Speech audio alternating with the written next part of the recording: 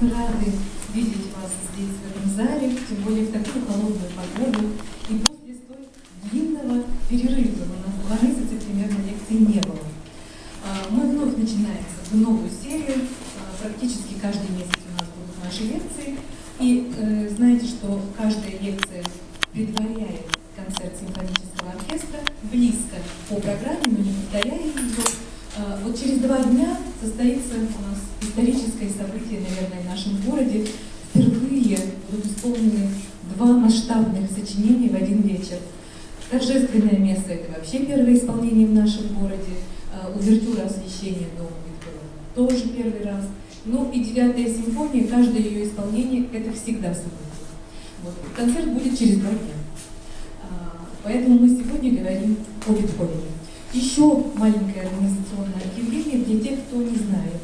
Вот те билеты, которые вы держите в руках, они вам могут пригодиться при покупке билета на концерт симфонического оркестра, потому что именно этот билет дает 10% скидку. Вот. Ну, организационные вопросы я произнесла все. Ну и начнем мы наш разговор. Разговор непростой, но я надеюсь, что довольно интересный. В руках у меня пустой компакт-диск. Даже будучи не записан информации никакой, он так или иначе связан с Бетховеном. Знаете ли вы, каким образом? Мы на этот вопрос дадим ответ, но пусть это останется нашей интригой до конца лекции. Вот как только мы этот путь длинный пройдем, так мы получим ответ на этот вопрос. Почему лекция называется так «Мифы и реальность»? Бетховен был, наверное, первым, даже действительно был первым композитором, мифы о котором, истории, легенды, начали складываться еще при его жизни. И можно сказать, что он сам немало привнес вот, своими поступками дел для того, чтобы эта мифология сложилась. Мифологизировались фигуры и Моцарта, и Сальери, и Шуберта, но заметьте, что все это произошло уже после смерти композиторов. У Бетховена буквально с 20-х годов, то есть еще до его смерти, он умер в 27-м, начали складываться легенды, и уже венцы знали, что человек, который здесь живет, вот немножко сумасшедший, не от мира сего, это гений, осененный каким-то божественным знаком. Да? Каждое его деяние, оно входит в историю. Поэтому вы увидите гравюру, сколько людей пришло на похороны Бетховена. И если вы помните, как похоронили Моцарта, людей было немного, и даже жена и близкие не пошли до могилы, а это была общая могила, если вы знаете.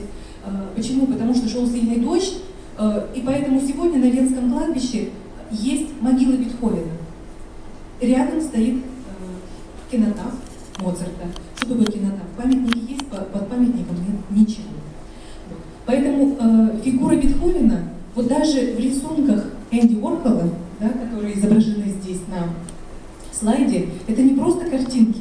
Если их посмотреть внимательно, особенно после лекции, вы увидите, что здесь тоже есть тайные знаки, которые вот эти мифы нам выдают. Итак, для того, чтобы эти мифы развенчивать, нам для начала их надо сконструировать. Давайте проговорим, что мы знаем о Бетховене. Ну, давайте я с вами пообщаюсь, вы мне помогаете. Что он оглох? Да, совершенно верно. А в чем здесь вот парадокс? Ну что, Бах вот ослеп под конец жизни. Потому что в данном случае вот это выражение «глухой музыкант» звучит как оксюморон, да? То есть такого быть не может, это все равно, что слепой водитель.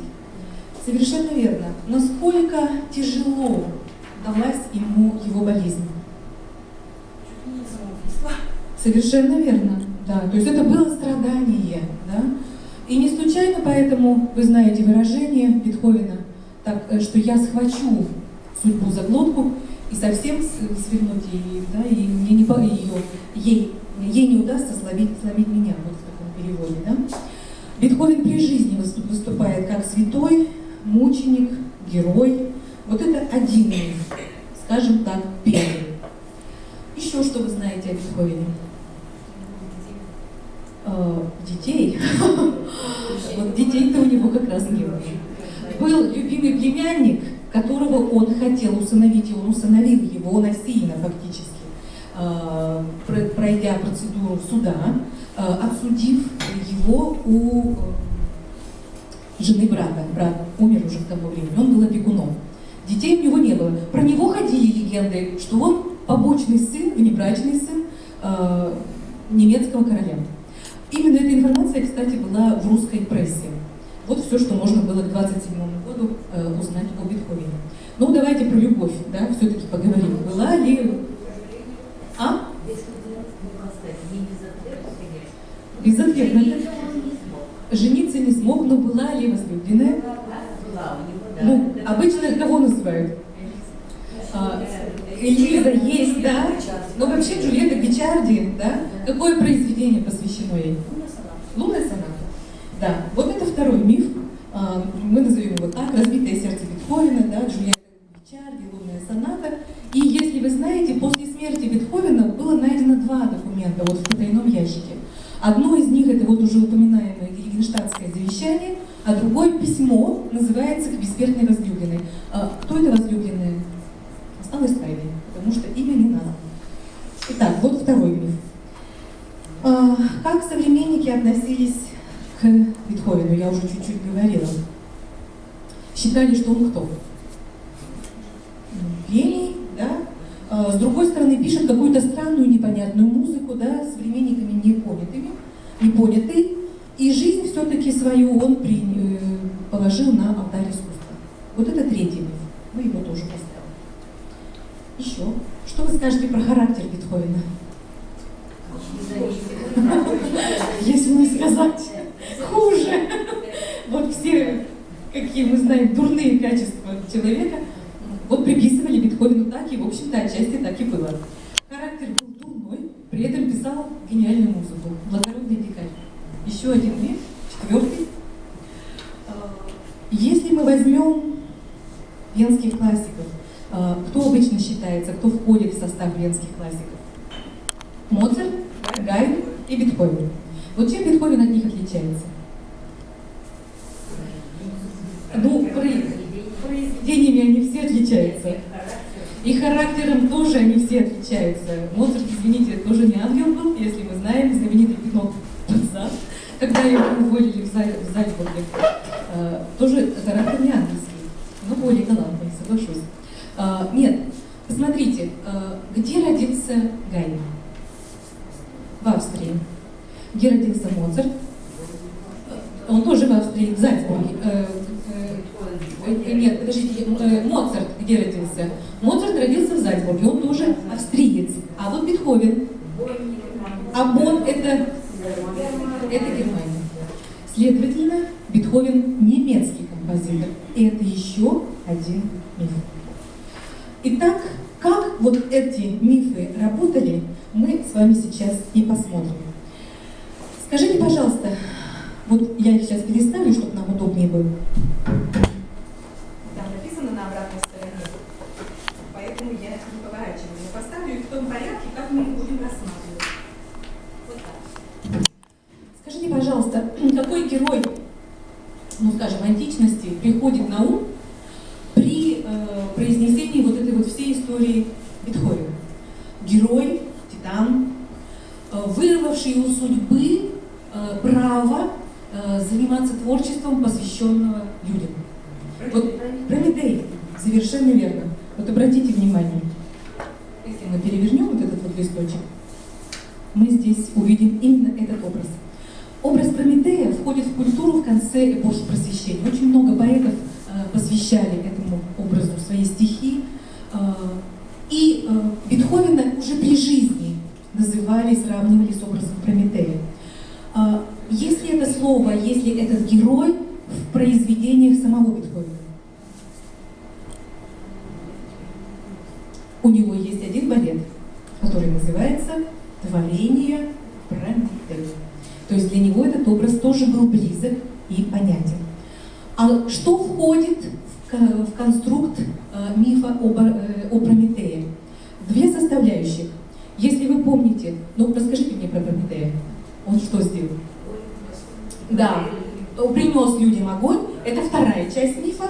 А первая часть мифа, которая общем-то, не так часто, ну вот в данном случае образ скульптурный, в данном случае здесь, видите, так портрет сделан, что он с одной стороны маску посмертную, да, повторяет. Посмотрите, каким ореолом, да, вот волосы. Фактически это вот такой пожар. Итак, первая часть мифа нам говорит о том, что Прометей создал людей из глины. Но люди какие-то получились недовоплощенные, поэтому он их привел к богам с тем, чтобы вот боги научили их хотя бы чему-то. Вот в данном случае здесь как раз мы видим с вами иллюстрации. Вот Прометей сделал этих людей маленьких. А дальше вторая часть мифа – это Прометей украл огонь. В балете «Творение Прометея» как раз и рассказывается история мифа. Вот это первая часть. Как были созданы эти люди из глины, но ничего у них не получалось, и поэтому Прометей привел их на Олимп, и на Парнас точнее. И обратите внимание, вот кто встречает, вот кто встречает этих людей на Парнасе. Вот действующие лица балета. Прометей, он титан, мужчина, создан Прометеем, женщина, создана Прометеем. И смотрите, кто есть. Аполлон, Вакх, Орфей, все они нам понадобятся. Музы, Эфтер, Помельпомена, Талия, Амфион, Орион, Грации, Фауны и Вакханки. Вот они учат этих людей хотя бы чему-то. Вообще для самого Бетховена оба слова «творение», «Прометея» чрезвычайно важны. Потому что, обратите внимание, вот он был одним из первых композиторов, который стал выставлять так называемые опусы своих сочинений. Да? Ну, по латыни опус, по-русски мы пишем соч, сочинение 5, сочинение 8. То есть он относился к своим произведениям не просто как очередным произведением искусства, да? А именно как творением, созданных от начала и до конца собственной волей. Во-первых, это был первый композитор, который работал с черновиками. Ни Моцарт, ни Гайдн с черновиками не работали. Как работали? Вот Моцарт как говорил, что я начинаю писать музыку тогда, когда она вот сразу транслируется у меня в голове, да, сразу все 4 части. И тогда вот мне остается только записать. Поэтому вы, наверное, видели и в фильме, в том числе Милоша Формана. Моцарт может играть, там, я не знаю, называется там бильярд, кости, да? И параллельно отвлекаться, отойти в сторонку и писать музыку. Бетховен тоже мог записывать, но это никогда не были чистовики. Это были какие-то идеи, это были какие-то наброски. Эти наброски сохранились, кстати, благодаря тому, что современники понимали, что Бетховен — это тот музыкант, который однозначно вошел в историю. Поэтому сохранены и разговорные тетради Бетховена, и его наброски, и черновики. И вот в этих черновиках, по черновикам можно видеть, как замысел постепенно формировался, как он трансформировался, как он отбирал самое лучшее. И в связи с этим, обратите внимание, количество сочинений Бетховена гораздо меньшее, чем у его современников. У Гайдна, мы знаем, 104 симфонии, даже 108 по сегодняшней нумерации. У Моцарта 41 или тоже 54, если сегодня атрибутированы ранее симфонии Моцарта. У Бетховена только 9.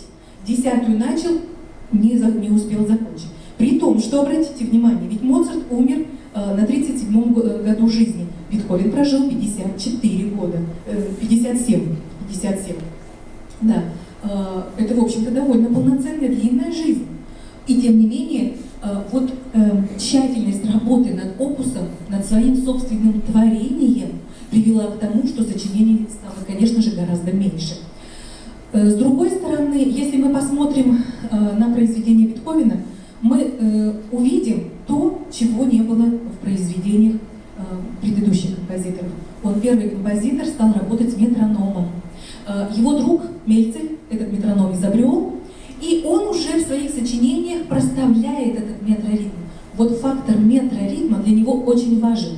Даже будучи глухим, вот мы будем с вами как раз на концерте в четверг, там программа полностью повторяет программу 7 мая 24 года, 8 лет уже Бетховен ничего не слышал, и тем не менее он не мог допустить, чтобы его сочинение дирижировал, да, исполнялось без его участия.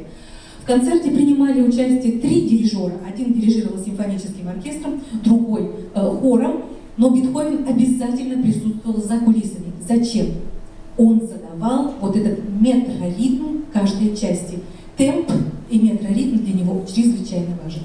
И это тоже было сделано впервые. Вот я как раз вернусь сейчас назад. Посмотрите внимательно. Вот такие наброски, да, вот это рука Бетховена.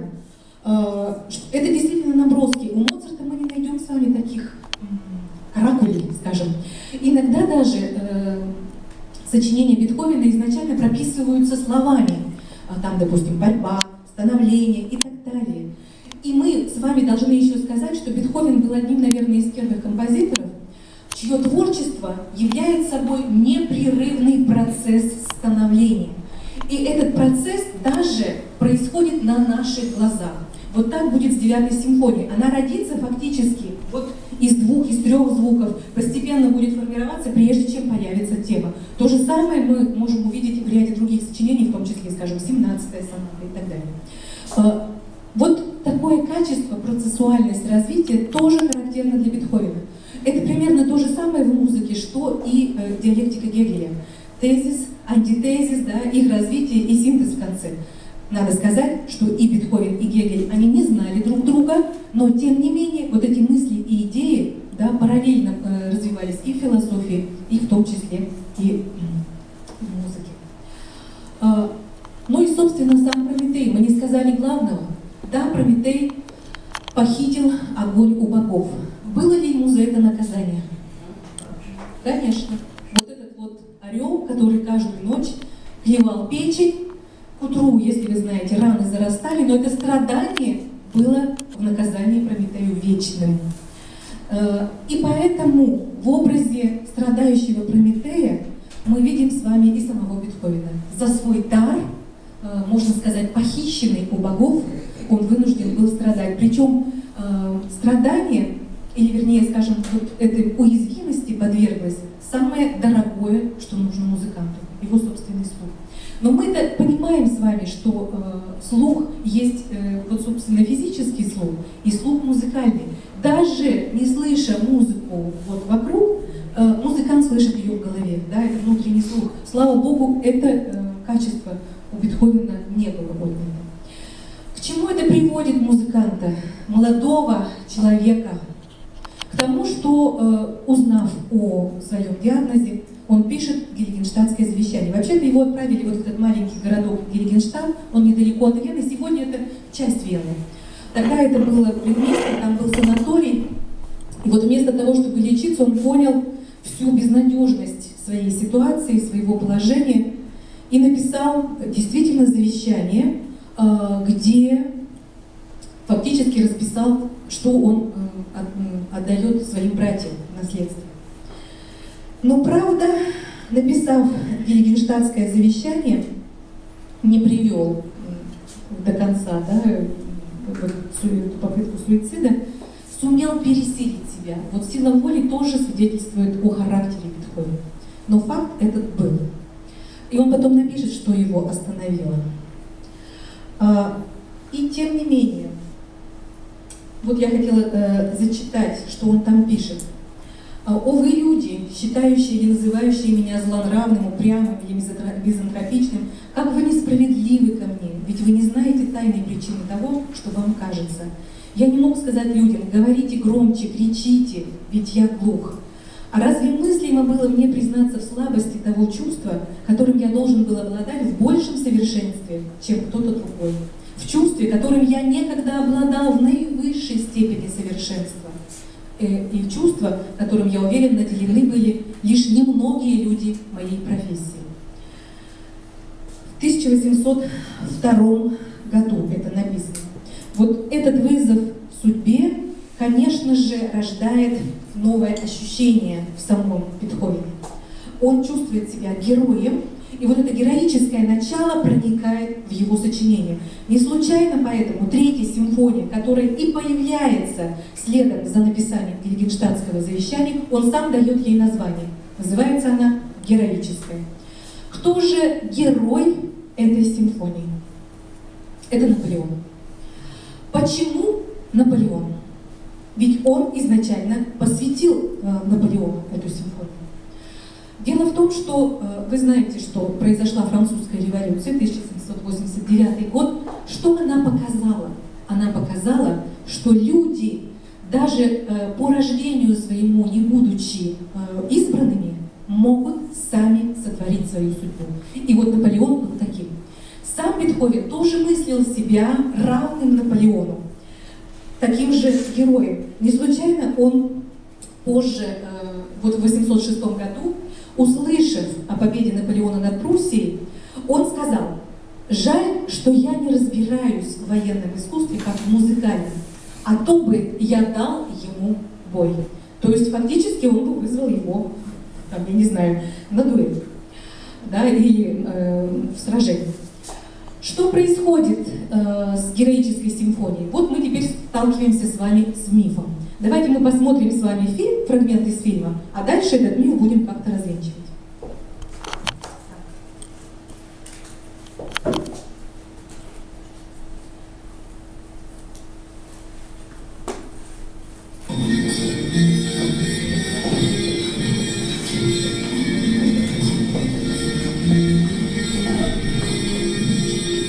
Простите, маэстро, здесь милиция. Я пойду поздороваюсь.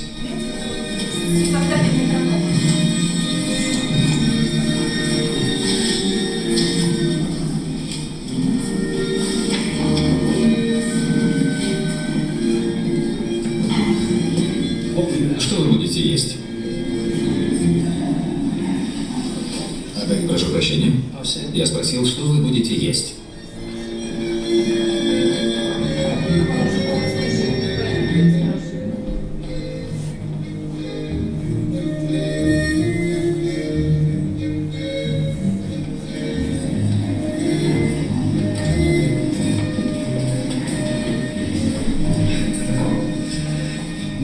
Менцев только что из клуба. Есть новости из Парижа. Какие новости? Бонапарт провозгласил себя императором. Императором? Да. Устроил коронацию и все остальное. Он больше не первый консул. Он император.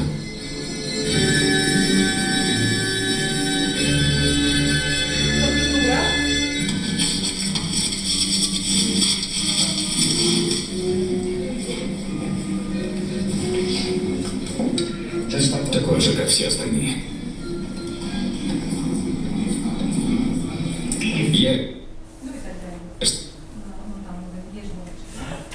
Итак, вот в истории всех учебников есть эта страница, она есть и в интернете. Вы видите там, что написано вот Бонапарт, и так вычеркнуто, что дыра.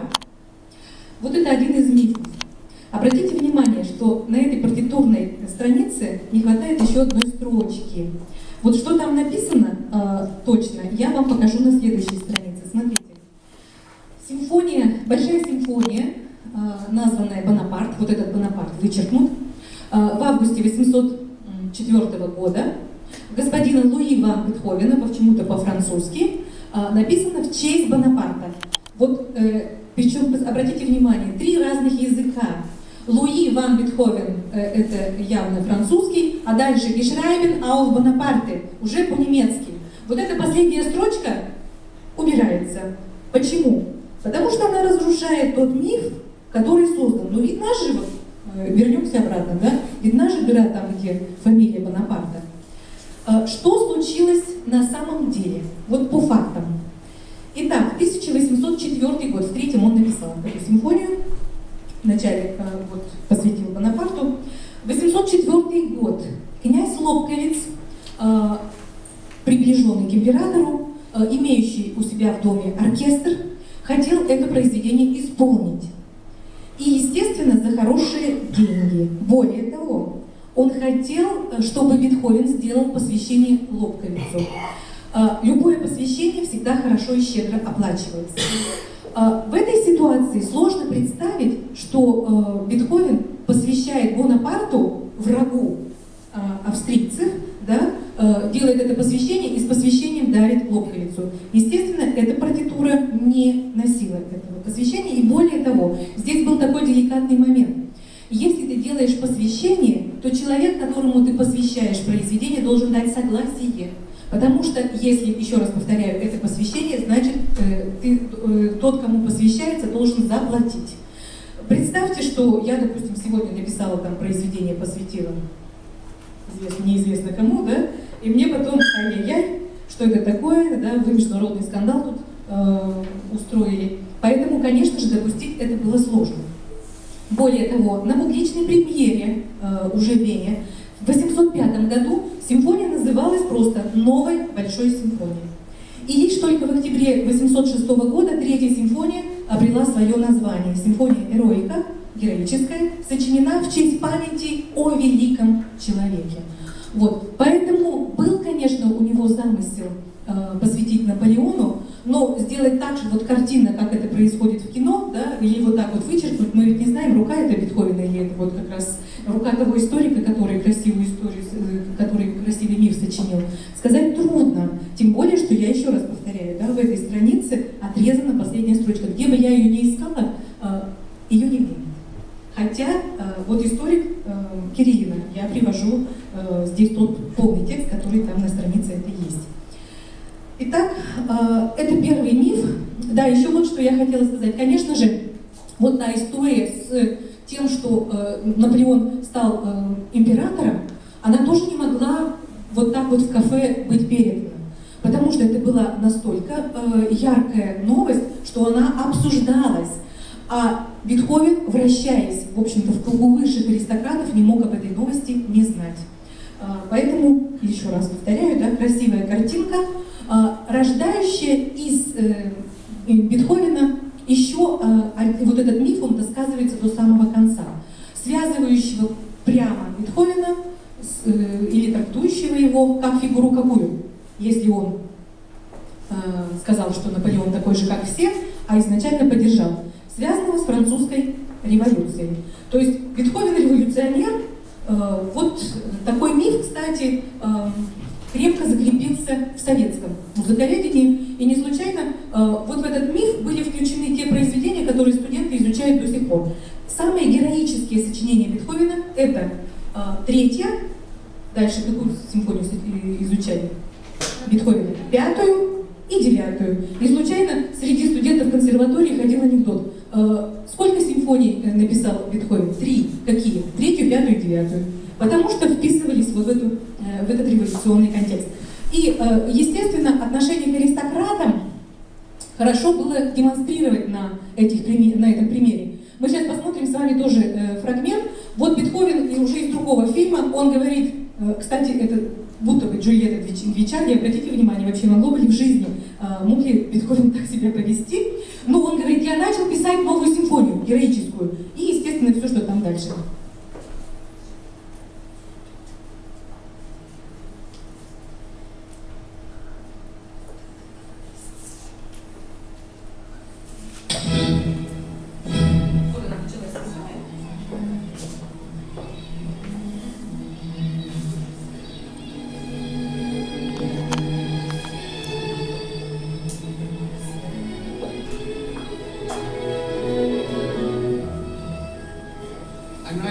Я пишу новую симфонию.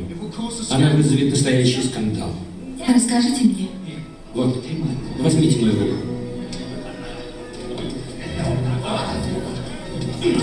Луиджи.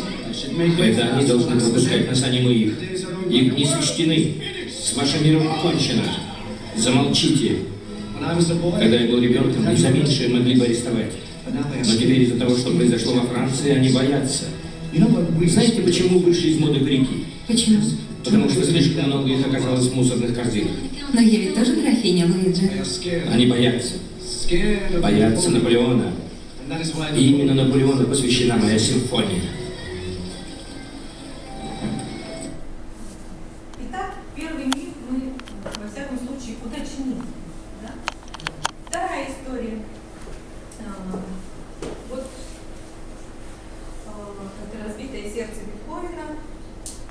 явная история какая? Из какого времени? Классицизм, романтизм? Явно романтическая история, любовная, да? Не принятый, не понятый. Она графиня, а он простой музыкант, диджей на радио, да? Обратите внимание, вот так уже стали изображать Бетховена. Это 1934 год, я еще раз повторяю, в 27-м умер, да? На дворе романтизм, и вот такой романтический герой на лоне природы сочиняет музыку. Надо сказать, что Бетховен действительно любил сочинять на природе, но в данном случае вот он в таких пасторальных красках здесь обрисован. Естественно, вот, если мы перевернем здесь, да, мы как раз и увидим, что в данном случае это миф Бетховен романтический. Письмо бессмертной возлюбленной, где признается в любви и говорит, что разве может существовать наша любовь без принесения ей жертв, не требуя отдачи всего. Дата в понедельник вечером 6 июля. То есть непонятно когда, непонятно кому. Вот разгадать эту тайну далекой возлюбленной берется режиссер фильма «Бессмертная возлюбленная». Он выстраивает этот сюжетный ход, что якобы Бетховен написал завещание, адресованное вот этой бессмертной возлюбленной. И он перебирает всех тех дам, с кем общался в жизни Бетховен. И вот на этом сюжетном ходе, в общем-то довольно тривиальном, выстраивается весь фильм. Но в фильме есть интересные моменты, о которых мы поговорим чуть позже. А мне бы хотелось заострить внимание вот на этом мифе лунной сонаты. Ну, во-первых, соната называлась у Бетховена просто квази-лунная фантазия. Кто назвал ее лунной? Уже после смерти Бетховена это название дал Рейхштаг. Хотя еще во время жизни Бетховена один из поэтов и композитор, он написал фантазию, стихи как бы о лунной ночи и просил, можно ли, у Бетховена спросил разрешение, а можно ли опубликовать вот эту музыку с его собственными стихами. На что Бетховен это письмо даже оставил без ответа, и поэтому название «Лунной» появилось, но чуть позже, еще раз повторяю, да, ее дал немецкий поэт Рейхштаг.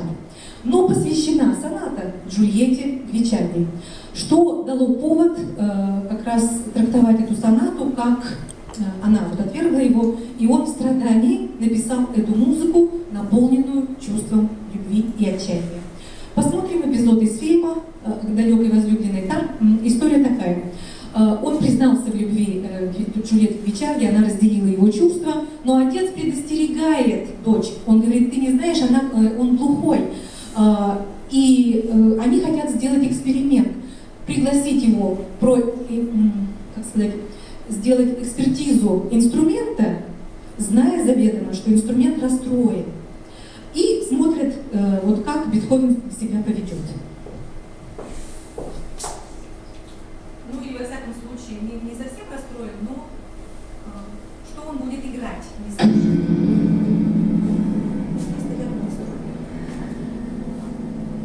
Они наблюдают.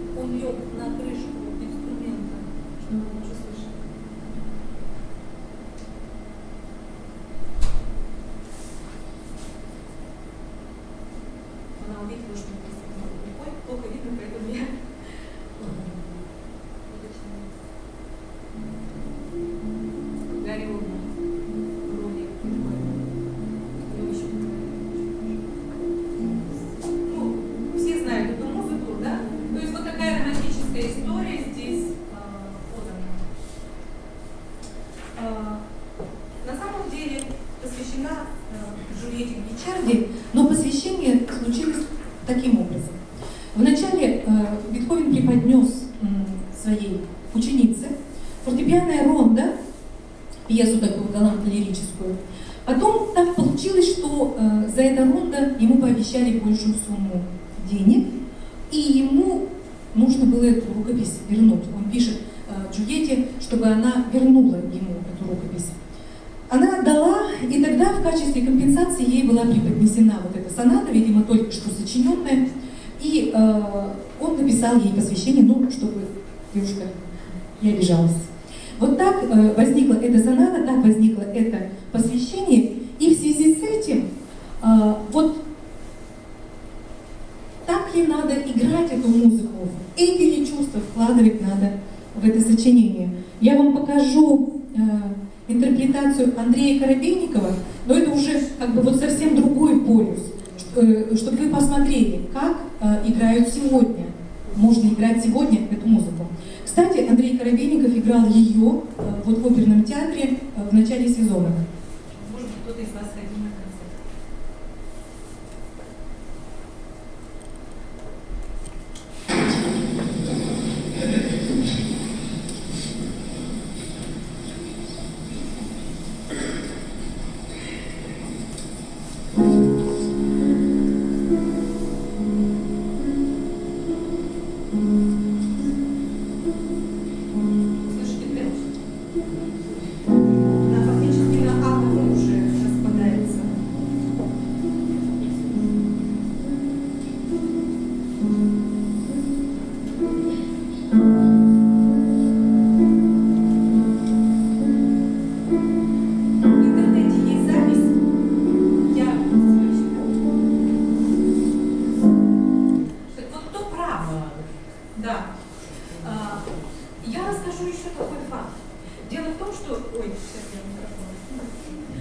Дело в том, что любимым сочинением Бетховена был Дон Жуан Моцарта.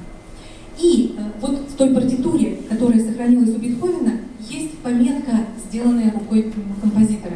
В том месте, где Дон Жуан ранит, точнее убивает командора, и командор фактически уходит из этого мира в мир иной, да, совершенно верно, звучит музыка, очень похожая на лунную сонату. И Бетховен на полях пишет наброски вот этой сонаты. То есть музыка навеяла, а может быть и даже родилась вот под влиянием этого фрагмента. Музыка очень похожа, мы даже студентам говорим, вот как лунная соната зазвучала, знаете, вы угадайте, всегда определите, это вот смерть Дон Жуана. Мотив смерти, гибели, а медленный темп — это всегда умирание, да, потому что быстрый темп, он даже называется как «Вива, живо». Вот это в музыке есть. Есть мотив смерти, есть мотив креста, а не только сладкая умильность, которая часто есть в треках, вот когда исполняют это сочинение. Даже вот, если бы было больше времени, я бы вам показала еще один трек, как исполняет Баренбойм. Зала украшена свечами, красивый зал, красивый пианист, сентиментально, сладко играет музыку лунной сонаты. Всем нравится? Да. Кстати, лучше всех играл лунную сонату в XIX веке Ференс Лист. Как он это делал, скажу чуть позже. Итак, следующий герой, или точнее я прочитаю письмо Бетховена, тогда будет это понятно. Фрагмент. «Ничто никогда не доставляло мне большего удовольствия, чем ваше сообщение о предстоящем прибытии сюда фортепиано, преподнесением которого вы меня удостоили. Я стану рассматривать его как алтарь, на который возложу лучшее приношение своего духа божественному Аполлону». Рояль Бродвуда английской системы, сильный, мощный, был подарен Бетховену в 20-е годы. Появление этого инструмента поспособствовало тому, что композитор написал последние 5 сонат, которые при жизни Бетховена считалось, что они неисполнимы. Кстати, и первый, 29-ю сонату, тоже исполнил Лист, но гораздо позже, потому что были они степени сложности и написаны вот для этой новой конструкции. Обратите внимание, очень важные слова здесь произносит Бетховен. Он служитель чего? Служитель Аполлона, служитель искусства. И вот в связи с этим здесь еще очень важно подчеркнуть такой момент, а во что верил Бетховен? Говорят, что в молодости он был атеистом, а потом верил, но не в Бога, а как он называл это, божеством. И вот этим божеством был Аполлон ли, искусство ли, которое его спасало. Он себя мыслил именно служителем Аполлона, служителем искусству. Не случайно он пишет в Гильгенштадтском завещании, что только музыка, да, не доставало немного, чтобы я покончил с собой, и только оно, искусство, меня удержало. Обратите внимание, вот я сейчас покажу, где у меня указка. Портрет, плохо здесь видно, но он есть в интернете. Вот видите, рука левая, она что-то держит, она держит лиру. Молодой композитор на фоне природы, естественно, но спиной обращенный к этому миру. Вот он здесь в данном случае новый Орфей, служащий Аполлону. Да? Причем лира не древнегреческая, а вот такая времени Бетховена. Таким запечатлели его современники. Да? Вот обратите внимание, фрагмент из фильма уже другого. Это фильм, переписывая Бетховена, копируя Бетховена, о готовящейся премьере 9-й симфонии. Он говорит девушке, которая работает с ним, его копировальщице. Ты должна понимать голос внутри тебя. Я сам не слышал его, пока не глух. Но, конечно, я не желаю тебе того же, дорогая. Вы говорите, что я должна найти безмолвие внутри себя, чтобы слышать музыку. Да. Тишина — это ключ. Тишина между нотами. Когда эта тишина охватит тебя, твоя душа сможет петь.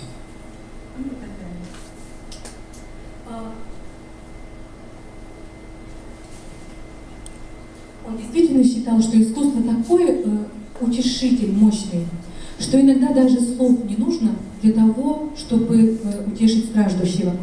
Вот эпизод известен тоже и по письмам, и по документам Бетховена. Его подруга, ученица, дама, с которой он общался, графиня Эрдёди, она потеряла сына. Причем потеряла совершенно нелепым образом. В фильме вот показано, что это наполеоновские войска наступали, и он погиб вот от разрыва снаряда. На самом деле мальчика сильно ударили, и он, не приходя в сознание, вот буквально в одночасье погиб. Горе матери было настолько сильным, что Бетховен пришел утешить ее, просто взяв за руку, сев и начав играть свое произведение. Но мы не будем смотреть в фильме, если вы хотите, вы посмотрите. Вот этот эпизод действительно реальный. Потому что он считал, что иногда музыка может сказать больше, чем слова. Современники считали, что Бетховен немножко выжил из ума, особенно вот в эти последние годы. Все, что он пишет, это странная музыка. Действительно, так раньше никто не писал, потому что писали конкретно на заказ. Вот есть маленький оркестр на 20 человек, напишем музыку на 20 человек. У вас 40 человек, и вам нужно большое сочинение, там, скажем, сакрального характера, напишем вот адресно. А Бетховен писал вот для какого-то божества, которому он служил. Ведь я не случайно сказала, что ряд сочинений невозможно было исполнить. И вы услышите, действительно, вот завтра торжественное место, 9-е, это сочинение, которое далеко не по плечу коллективу обычному, да, то есть это очень трудные сочинения, которые сложно осилить. Поэтому уже их исполнение, я говорю, что это уже событие. Как его переосмыслили романтики? В это время формируется такое понятие, как гений. Мы должны тоже его немножко уточнить. В античности гении понимали не то, что человек родился гением, а гении существовали вот как сонмы, да, то есть какие-то духи, которые могут помочь человеку воплотить какие-то дела, но в целом они могут существовать либо в каком-то отдельном месте, либо прилетать к этому человеку, да, и поэтому даже было такое слово, термин ingenious. Вот инженер слово происходит отсюда. То есть человек, который сумел что-то сделать. А вот романтики переосмыслили понятие гений совершенно иначе. Гений — это тот, кто уже рожден таким. То есть гений как бы воплощен уже в самом Творце. И это вот знак Бога. В чем принципиальная разница? В том, что гений, вот в понимании романтиков, свободен в своем проявлении. И вот в Бетховене они видели, и думали, что это вот действительно гений, потому что он творит, но сам не знает что. А на самом деле, вот студенты сидят, они не дадут соврать, что мы знаем, что если Бетховен нарушает правила, он их нарушает ровно до того момента, чтобы затем что сделать? Вернуться обратно. Я вам приведу такой пример. Когда его ученик Чернин сказал, что, вернее, он принес ему ноты, и Бетховен сказал: у тебя здесь параллельные квинты. Он говорит: маэстро, у вас тоже есть параллельные квинты. На что Бетховен ему ответил: мне можно, тебе нельзя. То есть он всегда знал пределы допустимого, но он знал, почему он это делает. Вот в героической симфонии, например, абсолютно нестандартный состав валторн. Обычно пишут на 2 валторны или на 4. У Бетховена сколько валторн? Сейчас посмотрим.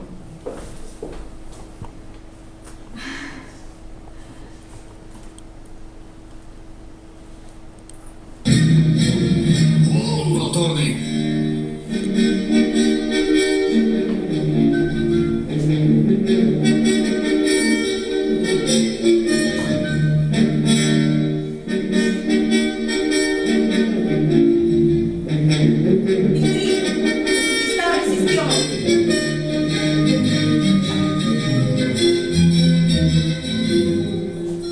Еще раз покажу.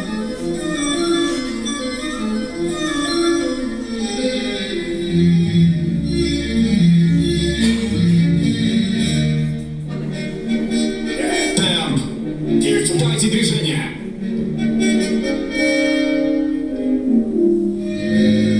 Это фильм «Героическая симфония», тоже вам рекомендую его посмотреть. Чем он хорош? Сюжета очень мало. В доме князя Лобковица премьера Третьей героической симфонии Бетховена. Но сидит настоящий оркестр Гардинера, и они играют на аутентичных инструментах, то есть на инструментах того времени. Вот видите, валторны, они другие, они не вентильные, а так называемые кроны. То есть часть снимается, если нужно изменить диапазон, подключается другая. Вот с этими кольцами там дети играют, и поэтому обращаешь внимание, что инструменты конструкции немножко другой. Итак, как мы понимаем, что тоже здесь многое было надумано. Пойдем дальше. Вот он уже у нас перелистнулся. И да, все-таки я вернусь, несмотря на то, что мы перелистнулись. Я бы хотела прочитать вам или напомнить, во всяком случае, строки Александра Сергеевича Пушкина. Стихотворение называется «Поэт». Как я не искала комментарии литературные, ну как-то близко мне они не попались, но обратите внимание, стихи, сочиненные в 1827 году, год смерти Бетховена, шумный, да, событие было мирового значения.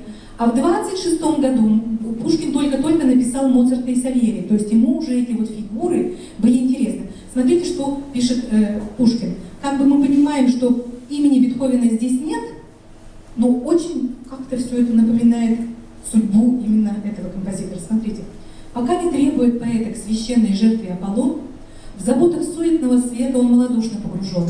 Молчит его святая лира, душа вкушает хладный сон, и меж детей ничтожных мира, быть может, всех ничтожней он с его характером.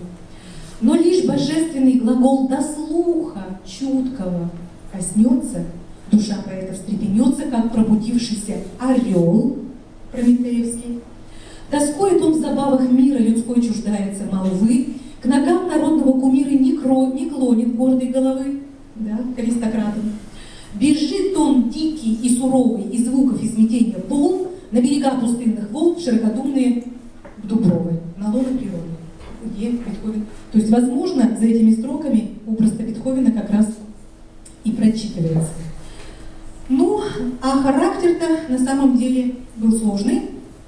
И чуть-чуть уже я подсокращусь, да, потому что рассказывать можно много, но время у нас идет неумолимо вперед. Прочитаю вот такую, опять же, выдержку из письма. Что касается меня, Боже правый, то мое царство в воздухе, словно вихрь, мчатся вокруг меня звуки, и в душе моей часто бушует такой же вихрь. То есть вот из этого вихря, из этого хаоса рождаются у Бетховена звуки, воплощающиеся в стройные созвучия в конце концов. Но вот этот хаос, эта стихия в музыке Бетховена, безусловно, есть. И этим он был противопоставлен своим временем аполлоническому герою, а это явно дионисийский. Да? Как вы думаете, кто из ближайших фигур, вот аполлонический кристально чистый, вот образ абсолютного совершенства рядом с Бетховеном? Естественно, Моцарт, да?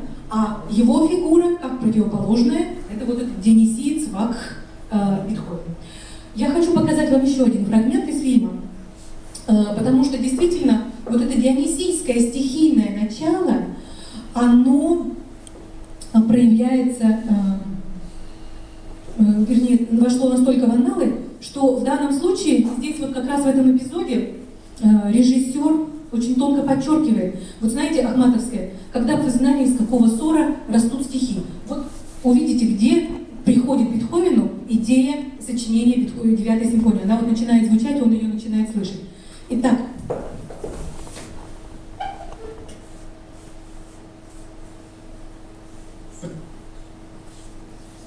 Вы хотите отравить меня?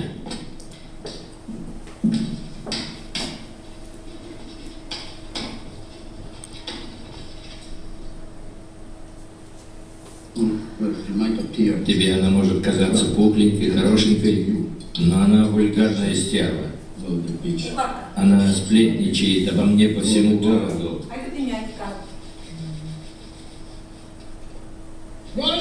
Фройлен, Да, хозяин. ваша еда просто отрава. Вы уволены.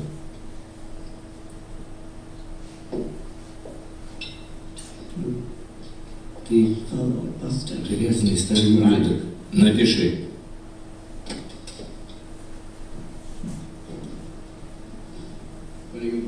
Куда ты? Куда ты? Подальше от тебя. Так уходи отсюда. Такой же дрянной, как его мать. Оставить меня здесь одного, без еды.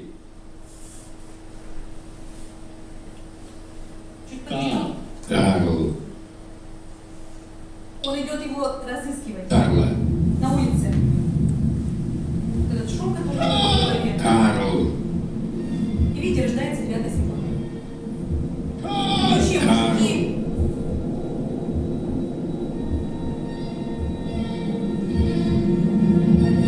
Он сам выпивает. Здесь видно. Нужно с пивом. И вот это делает 9-я симфония.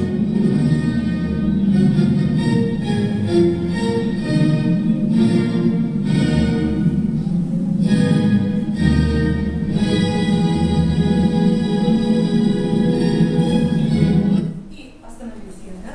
Вот очень точно находит режиссер здесь решение. Во-первых, я обратила внимание, как он точно работает с музыкой. Она возникает из-под но всегда очень точный подбор музыки.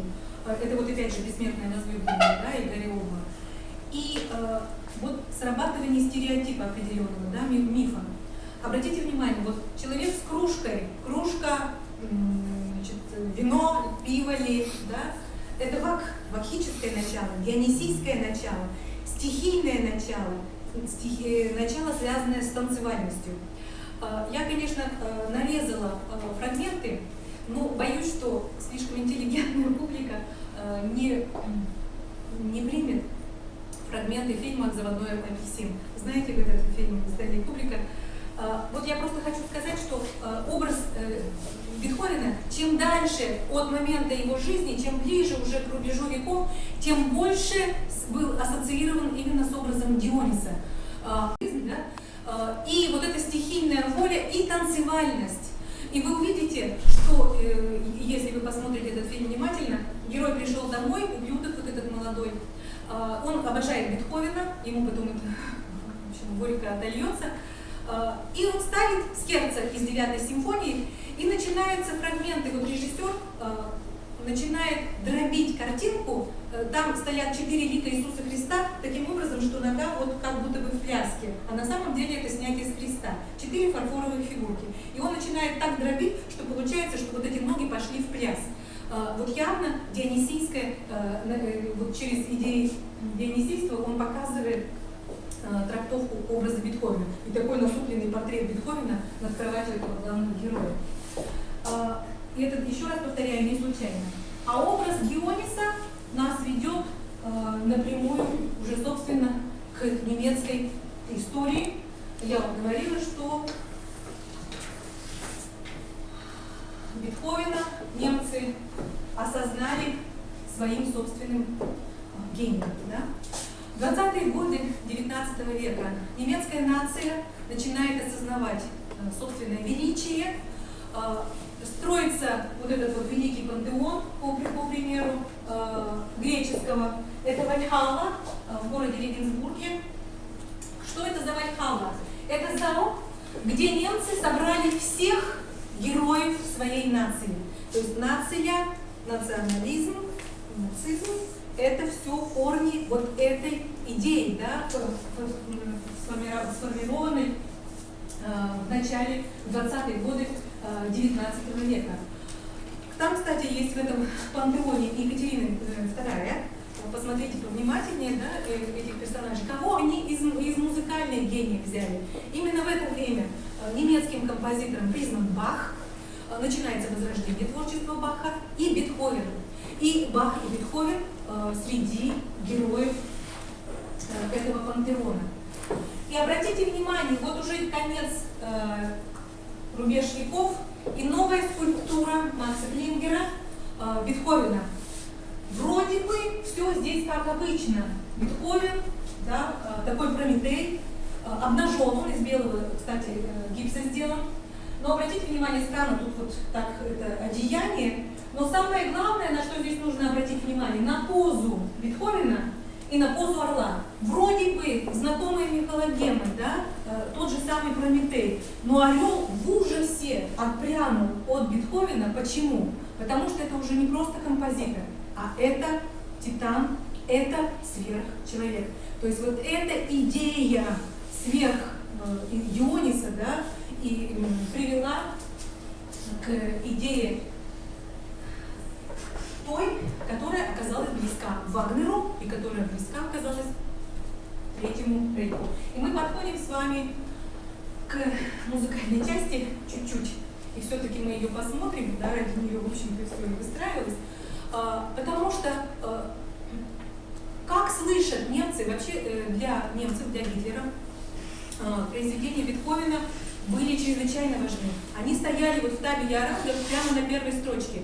Все собрания, все какие-то торжественные мероприятия, вплоть до Олимпиады Берлинской 1936 года, завершались 9-й симфонией. Я вам даже скажу, что если мы посмотрели бы с вами хроники советские, вот о наступлении немцев, эти кадры часто сопровождались именно 9-й симфонией. То есть 9-я симфония тогда воспринималась как образ врага. А для немцев, еще раз повторяю, да, это было идеологическое оружие. Почему, может быть, мы там с вами поговорим, если будут вопросы. Но я сейчас вас прошу вот что сделать. Я вам сейчас поставлю 3 фрагмента. Скажу вот что. Это 3 дирижера. 2 из них немца, 1 австриец. Вот услышите ли вы эту разницу? Я намеренно не написала, кто есть кто. Первый. Они все играют 3-ю симфонию. Первый.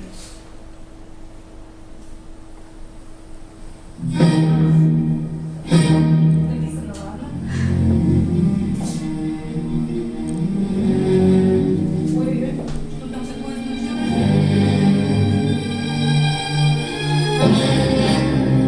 Почему-то сразу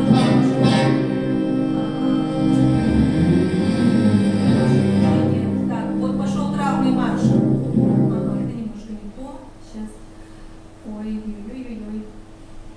Так, как же нам зайти? Вот так лучше сделаем. Ну, так и быть, я уж вам скажу фамилию, да, Фуртвенгер. Это 44-й год. Героическая симфония. Обратите внимание, как он масштабно мыслит.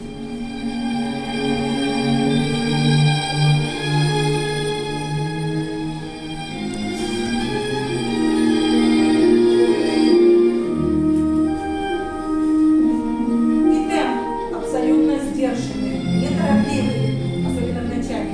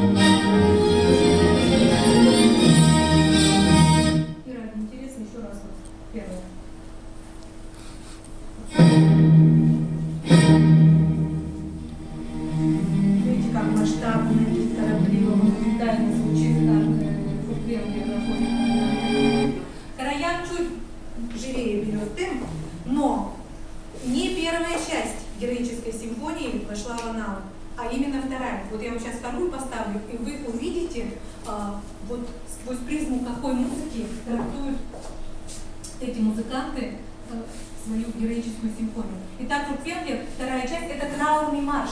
Герой погибает в первой части, и во второй это траурный марш в память героя. Вот немцы часто как раз эту музыку играют.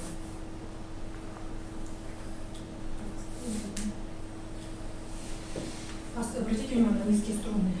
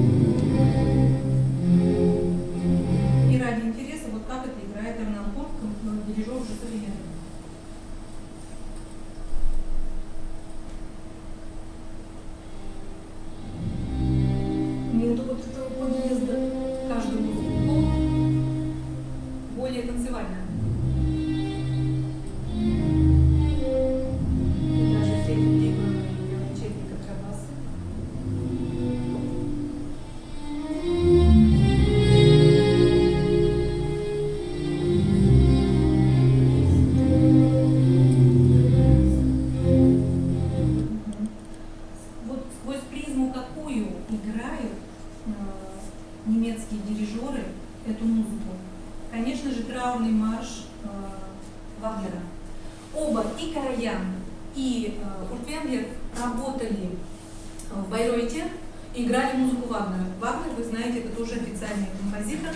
И самое главное, что Вагнер написал свой этот траурный марш по примеру Бетховенского. А вот дирижеры уже играют Бетховена сквозь призму Вагнера. Вот этот траурный марш из «Кольца Нибелунгов» на смерть Зигфрида. Вот он смотрел. Вот эти подъезды.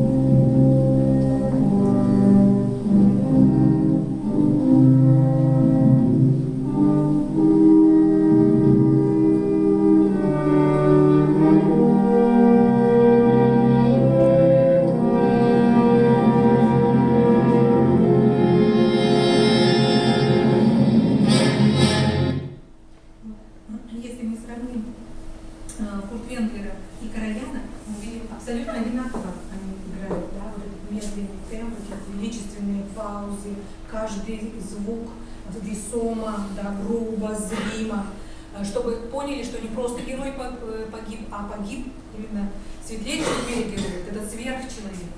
Тогда как Арнампур играет более танцевально. Арнампур — это дирижер 80-х, 90-х годов, он играет симфонию через танцевальность.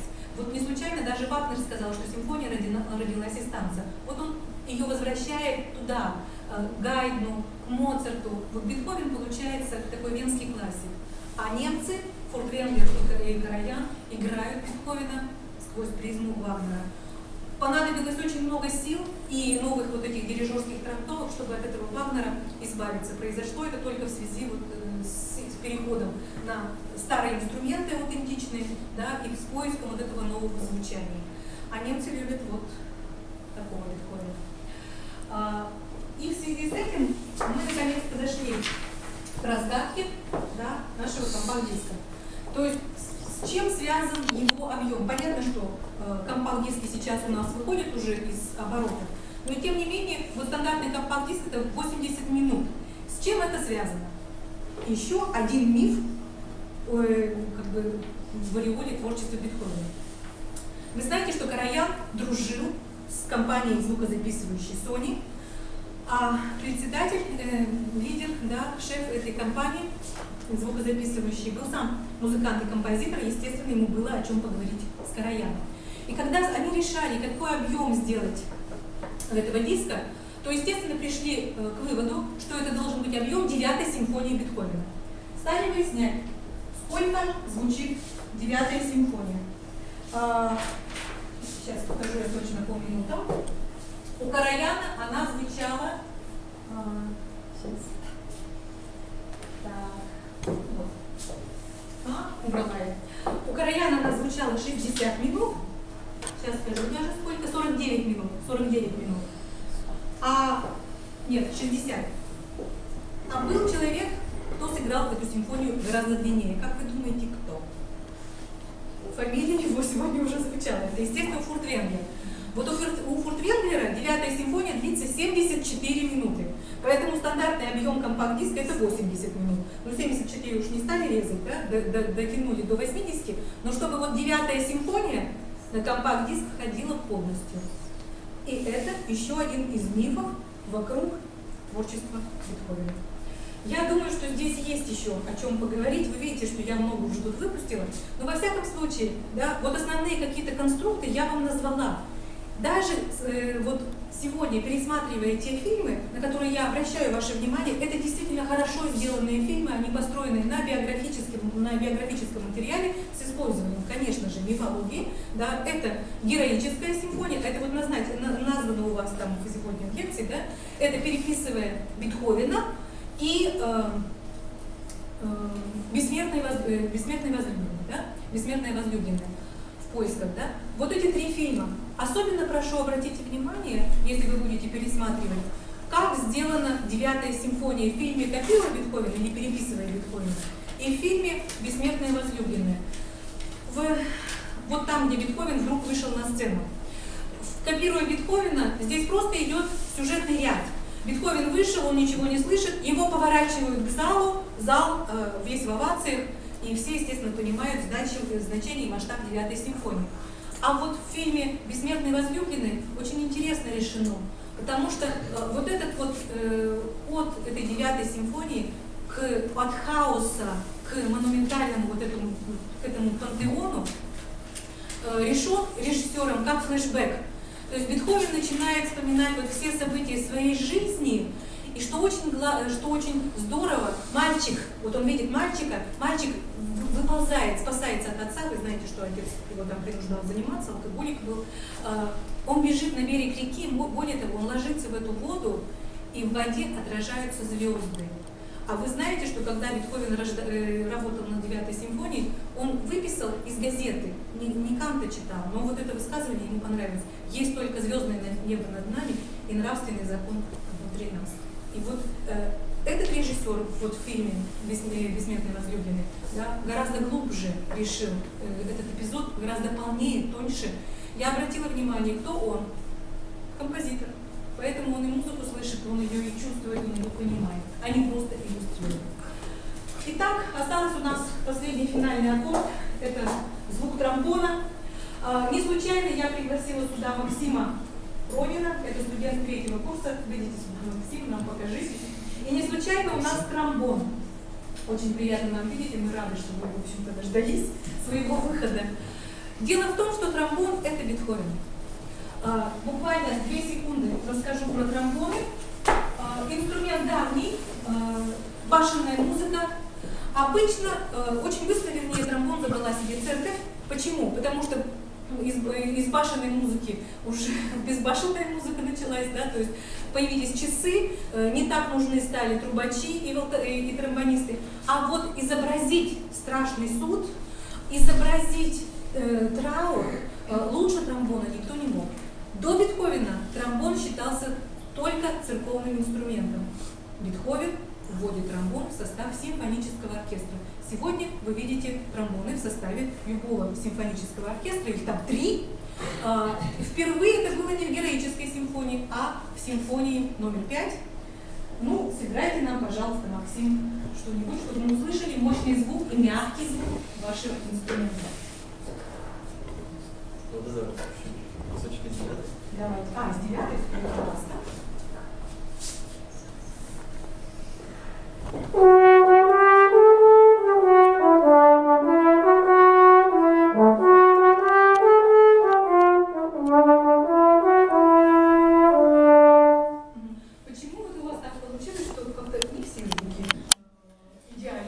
изучали.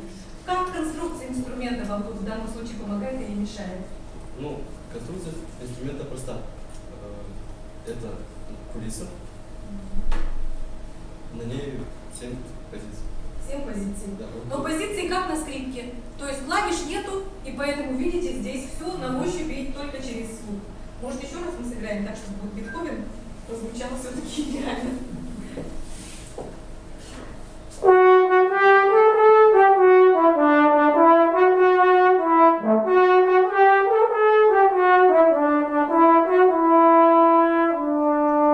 Тема радости. Мы теперь слышим.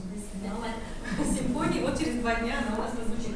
Покажите, пожалуйста, диапазон инструмента. То есть, насколько высоко он может играть, насколько может играть низко.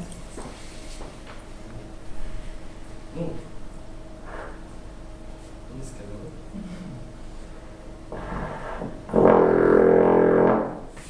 Есть еще и бас-тромбон, да? Басовой тромбон, да. Да, они делятся на разные виды. Самый первый это был сакс-бук. Да, да. Это самый первый. Потом идет альтовый тромбон, басовый тромбон. И вот субтромбон или тенор тромбон. Басовой тромбон остался в истории, чаще всего используется. А высокие звуки?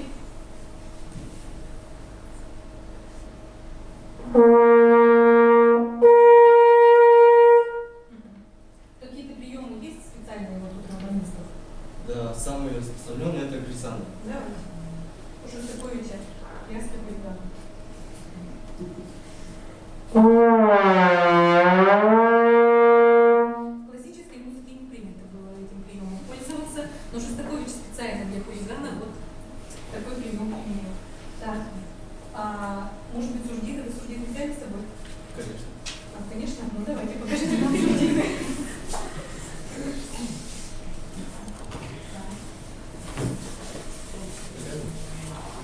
Как она называется? Собственно. Ну там из груши или из грибов. Ну, это стандартная. Ну давайте, покажите нам, как сурдина работает и для чего она нужна. Она изменяет темп. И громкость. Ну и громкость. И громкость. Да, давайте.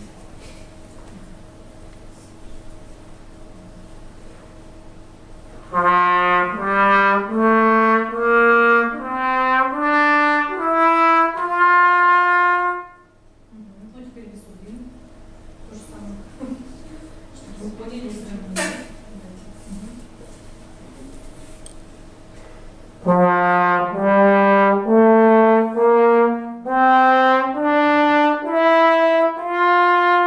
Вообще, конечно, тромбон самый мощный из духовых инструментов. Не случайно судный день провозглашается именно этим инструментом. Да, не дай бог. А 3 тромбона это вообще мощная сила. Поэтому не каждый композитор и не во всех случаях им пользуется. Максим, мы вас благодарим.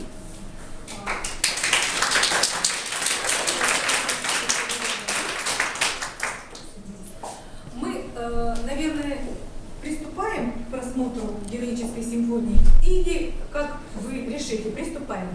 Потому что я нашла вам хорошую запись, интересную. Баварский оркестр, немцы, Бавария, как вы понимаете, самая колыбель этих немцев, но дирижирует Марис Янсенс, русская дирижерская школа.